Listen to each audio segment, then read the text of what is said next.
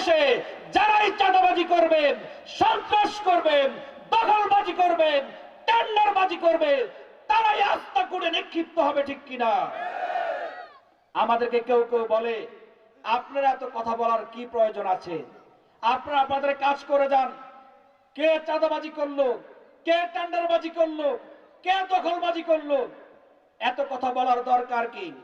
আমরা দায়িত্বহীন ভাষায় বলেছি, জামাত ইসলামী আদর্শবাদী দল, জামাত ইসলামের নীতি হচ্ছে কুনতুম খায়রা উম্মাতিন উখরিজাত লিন-নাস তা'মুরুনা বিল মা'রুফ ওয়া তানহাউনা আনিল মুনকার।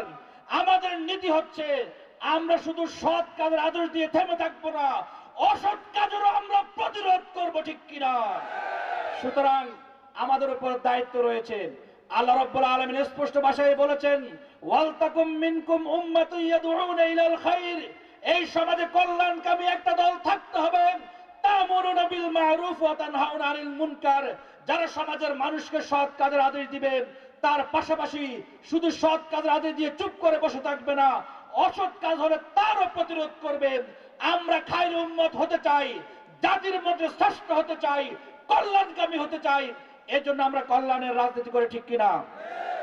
আজকের এই নতুন বাংলাদেশে এদেশের জনগণকে, ব্যবসায়ী বৃন্দকে, তরুণ ছাত্র সমাজকে, শ্রমিক মজুরকে আমরা একটা কথা বলতে চাই, আগামী দিনে মানুষের অধিকারের ভিত্তিতে রাজনীতি হবে। আগামী দিনে যারা রাজনীতি করবেন, রাজনীতিকে পেশা না হিসেবে না নিয়ে মানুষের সেবা হিসেবে নিতে হবে।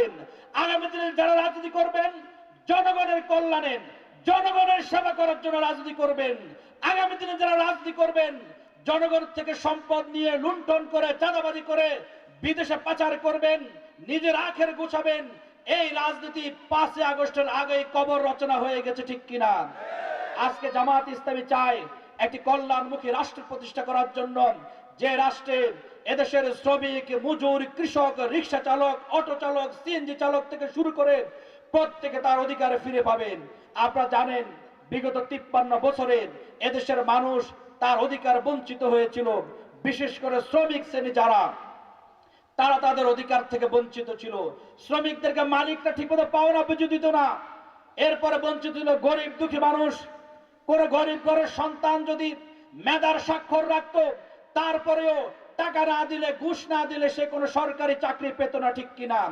কিন্তু নতুন বন্দোবস্ত আমরা ঘোষণা দিতে চাই, মেধার ভিত্তিতে একজন রিক্সা চালকের সন্তানও বিসিএস ক্যাডার হবে, ঠিক কিনা? মেধার ভিত্তিতে একজন কৃষকের ছেলেও সরকারি চাকরি পাবে, ঠিক কিনা? আগামী দিনে চাঁদাবাজি করে, ঘুষ বাণিজ্য করে আপনি আপনার মামা